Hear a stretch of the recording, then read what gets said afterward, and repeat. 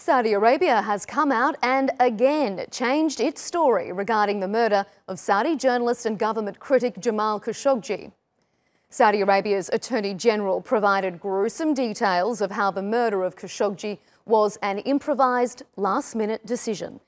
It was also the first time the kingdom admitted that the journalist's body had been dismembered, falling in line with the Turkish government's account of the murder. 5 of the suspects who were allegedly part of the hit team are facing the death penalty. But the country's public prosecutor emphasised that Crown Prince Mohammed bin Salman had no knowledge of the operation. The US has also come out with its first direct response, sanctioning 17 Saudi suspects implicated in the killing. Meanwhile, Turkey's Foreign Minister Mevlut Cavasoglu has called for an international investigation into the murder, saying the Saudi account is insufficient. Funeral prayers have been held in Istanbul and Ankara, as well as in Saudi Arabia, to pay respects to the slain journalist. Turkey has long maintained that the order to kill Khashoggi came from the top, but has stressed that King Salman was not to blame. Saudi officials initially denied any knowledge of what had happened to Khashoggi before admitting that he had been murdered at the consulate in a rogue operation. Saudi Arabia has wielded significant power within the Arab world, but will the international backlash erode their regional influence? Joining me to discuss this further is Ömer Özkizilcik, an analyst at CETA, a major Turkish think tank, and from Ankara, Ali Bakir, who is a political analyst. Gentlemen, thank you for joining us on Straight Talk. Ali, I'm going to pose my first question to you in our Ankara studio. One of the ways that the United States has been trying to contain Iranian power is through its Middle East Strategic Alliance. The basis of that is to form an alliance within the Arab world between countries such as the United Arab Emirates, Saudi Arabia, Qatar, Egypt.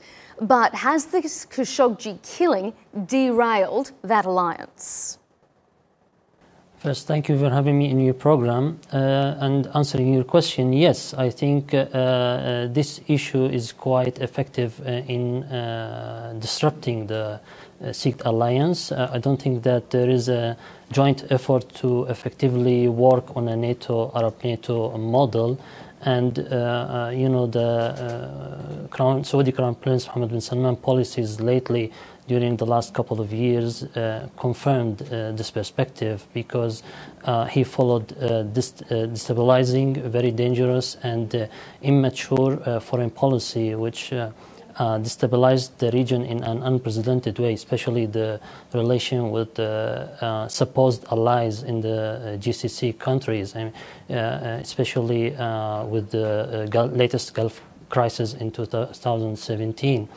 This crisis created a rift between two camps inside the GCC, and I don't think, taking in consideration these givings, that an Arab NATO will be formed and it will effectively counter Iran. On contrary, I see that Khashoggi's case in particular is contributing to the division in the GCC right now, because except of maybe UAE and Bahrain, the other Gulf countries like Qatar, Oman and Kuwait didn't actually support the Saudi narrative in this case. Even UAE and Bahrain, they didn't support Crown Prince Mohammed bin Salman in this case in the way that he was expecting. So I think that the idea of an Arab NATO is more like a delusion right now, taking in consideration the current geopolitical situation and the relations between Saudi Arabia and the supposed allies in the Gulf and in the region in general. Well, if it is an illusion, Ömer, has the Khashoggi killing then been a gift to Iran? Not a gift, it's more a reminder for the entire world with what kind of state the US is trying to contain Iran in the Middle East. Because the Saudi Arabian regime is an authoritarian one, maybe one of the most authoritarian in the world. They are rich due to their oil production, but I think with this kind of authoritarian regimes, it's really hard to contain Iran, because the Saudi Arabia has two essential threats to its own power. The first is the external threat, Iran, and the second, which is more important since Mohammed bin Salman took power, is the internal threat, which is the Arab intellectuals, since the Arab Spring, the popular movements, and which they call a terrorist organization, Ikhwan al-Muslimin, because they have gathered a huge portion of these popular movements behind them. So this fight between the authoritarian regimes and to remaining the status quo in the Middle East and changing actually the authoritarian regimes to more democracy, to more freedom, has shifted this region over the last years. And I think that Saudi Arabia is more using the Iranian threat in its relation with the US to gain support and power and protection from the US in its fight against its internal threat, which is more essential for them. We also see that Mohammed bin Salman is using many methods to target their threats. Khashoggi is one who became famous because he was killed in diplomacy in Turkey and because of the Turkish investigation which supported with the intelligence, gave us many proofs about him being killed by the Saudis.